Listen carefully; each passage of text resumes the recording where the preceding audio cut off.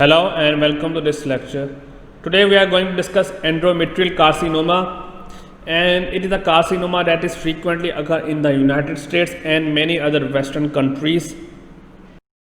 And the most frequent cancer occur in female genital tract, and it appears between the age of 55 and 65 years of age, and usually uncommon before the age of 40. It could be broadly classified into two histological and pathogenically distinct categories. Number one is endometrioid carcinoma, and then the other is serous carcinoma. If you take a look of my slide, I have put two terminologies. One is post-menopause and one is perimenopause. And what is the difference between post-menopause and perimenopause? In the last lecture, if you remember, I discussed that perimenopause occurred before the menopause came. So usually the perimenopause occurred before the menopause, around 8 to 10 years before. And the post-menopause is the stage where the menopause came and then menstruation cycle stop, and this is the after the menopause that come. Whereas perimenopause is the pre-stage where it is leading towards the menopause stage. What is the pathogenesis? And the pathogenesis is very simple, because in the last lecture we discussed that the increase of the estrogen level could be responsible for the carcinoma, and here the pathogenesis is same because of the continuous production of estrogen, or it could be caused because of some risk factor like obesity, diabetes, hypertension, infertility, and exposed to unopposed estrogen.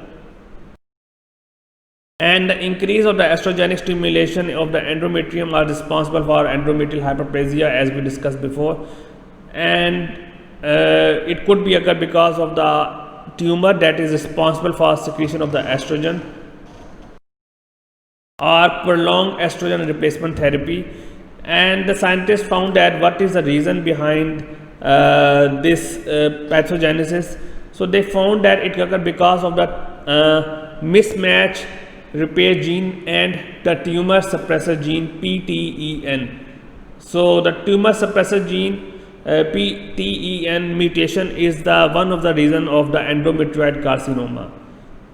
So this is the picture, and they are talking about, again we already discussed and see the anatomy several times, but I just want to show you the endometrium, and it usually affect the endometrium of the female reproductive system.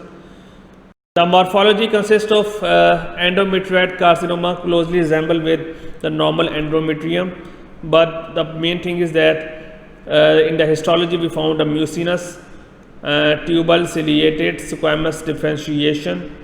Tumor originate in the mucosa and may infiltrate into the myometrium and enter into the vascular spaces, where through myometrium and through vascular spaces it can reach to lymph nodes, metastasize, and then can affect the organs and organ failures. Serous carcinoma, if we see that it is more like formation of papillas, which is a finger-like projection, or the formation of the tuft. And when we talk about endometrioid carcinoma, and we have the glands, it is more glandular, having greater cytologic atypia. So if you take a look of this picture, if you remember in my last lecture that the glandular structure will be more closely packed together, and when they close packed together, and then we have the infiltrating, these are the carcinomas that can form the Krabbe-Form pattern. What is Krabbe-Form pattern? Krabbe-Form pattern is explaining just like the shape of the cheese. Like if you know the cheese, we have the cheese having some round spaces like this. So that is why the pattern histopathological we can explain like a cheese like structure. I will show you one picture to understand that how it look like cheese. This is the pictures. Actually, if you have attended my webinar, I have done a webinar on the architectures. I already discussed in the art of the pathology. There are different architectures in pathology. like you see this picture, this slide showing you different architectures. We are focused on this one, Crabbiform. So Crabbiform pattern is just like the cheese that having some bigger holes, some small holes. So this Crabbiform appearance is the key histopathology or key histopathological characteristic in this disease. We will discuss the other individually later on. So this is another picture of Crabbiform pattern. You can see that glands, some of glands are bigger, some glands are small. So that's showing the Crabbiform pattern. This is another picture of high magnified zooming formation, and we're talking about the loss of the polarity and the nuclear atypica. And you see this, that the nuclear are quite big in size, quite huge in structure. So that is actually the when you magnify them, you can find that the nuclear atypica and the loss of the polarity. This is another picture of serous carcinoma of the endometrium with papilla formation. What is papilla like? Finger-like projection and marked cytologic atypica. So they have two things. One is the formation of papilla, which can be expressed in the form of finger-like projections or finger-like, you can see that the structure, and then marked cytologic atypia.